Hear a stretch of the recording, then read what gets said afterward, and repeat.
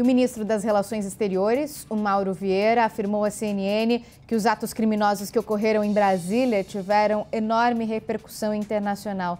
Vamos ver. Eu recebi diretamente telefonemas, o primeiro deles até foi do ministro do Exterior de Portugal, depois recebi telefonemas do ministro do Exterior da Espanha, da Colômbia, do Chile, do Uruguai, de Guiné-Bissau e de Angola, e também manifestações de muitos outros governos, como o da Argentina, em que o próprio presidente Alberto Fernandes emitiu uma longa declaração por Twitter, do Equador e do Peru. Mas também, fora da nossa região, a repercussão é muito grande em todos os continentes. Bom, na França, o presidente Macron pessoalmente se manifestou contra o ataque à democracia brasileira e também elogiou a resistência das instituições.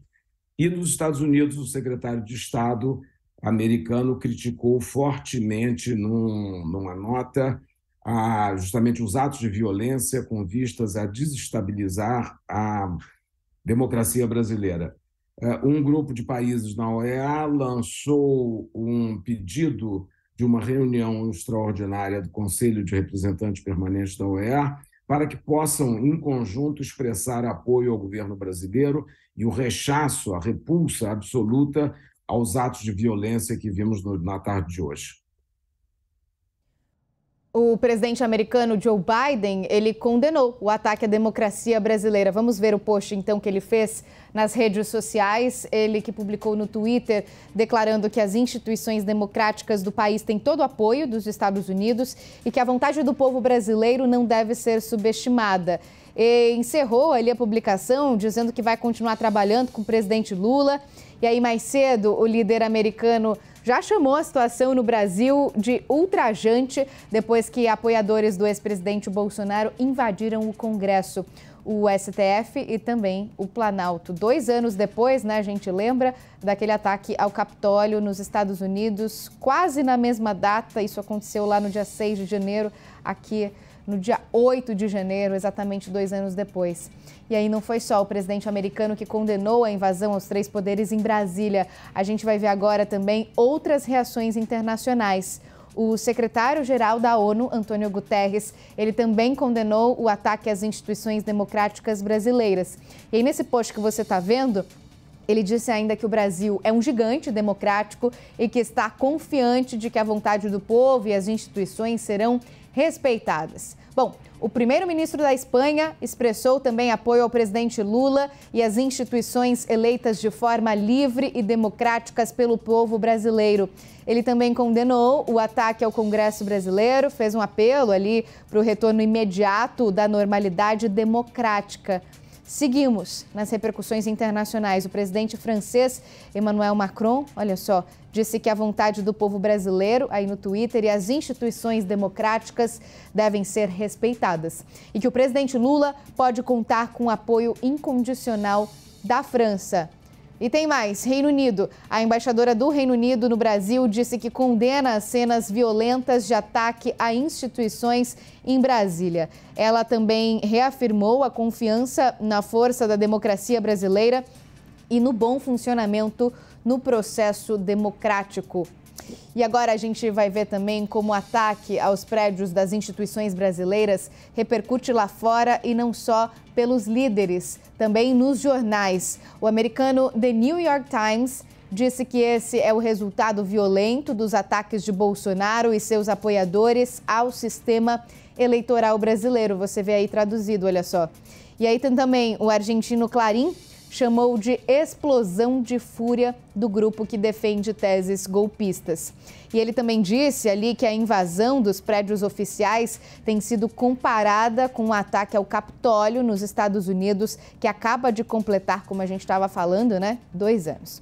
Tem mais, o espanhol El País disse que milhares de seguidores radicais do ex-presidente de ultradireita Jair Bolsonaro atacaram a sede dos 3 poderes em Brasília, pedindo por intervenção militar. O jornal também destacou que Lula acusa Bolsonaro de estimular a invasão. E na Inglaterra, o The Guardian descreveu as imagens do ataque como chocantes e cita ali os relatos de que objetos teriam sido roubados. O jornal também trouxe as comparações com a invasão do Capitólio por apoiadores do ex-presidente Donald Trump, que tentaram, impedir a vitória de Biden na última eleição americana. Bom, e a gente está vindo aí, viu todas essas repercussões. A imprensa internacional fez diversas comparações entre o ataque às instituições aqui no Brasil e também com o que aconteceu lá em Washington, com a invasão ao Capitólio. E é claro, é assunto para ele, o nosso analista internacional, Lorival Santana, que destaca aí as semelhanças e também as diferenças entre os dois episódios. Do ponto de vista da comparação entre o que aconteceu neste domingo em Brasília com o que aconteceu há 2 anos e 2 dias, no dia 6 de janeiro de 2021, em Washington, é claro que o momento nos Estados Unidos tinha mais consequências, não é? O presidente Joe Biden estava sendo a vitória dele certificada naquele dia e o então presidente no poder, Donald Trump, convocou seus seguidores a impedir a certificação do Joe Biden. Então, nesse sentido, é algo qualitativamente muito mais grave. Agora, do ponto de vista do alcance do que foi feito em Brasília, é muito maior do que foi feito nos Estados Unidos, em Washington, porque as sedes dos 3 poderes, não só do Legislativo, mas também o Palácio do Planalto e o Supremo Tribunal Federal, foram invadidas e saqueadas. E ali existem muitos documentos de segurança nacional no Palácio do Planalto, existem muitos processos no STF, delicados, institucionalmente muito sensíveis, envolvendo o ex-presidente Bolsonaro, os filhos dele, o próprio atual presidente Lula e assim por diante. E, claro, também no Congresso Nacional existem muitos documentos importantes. Então, nesse sentido do risco físico, concreto e do dano material, esse ataque de Brasília foi muito mais abrangente do que o dos Estados Unidos.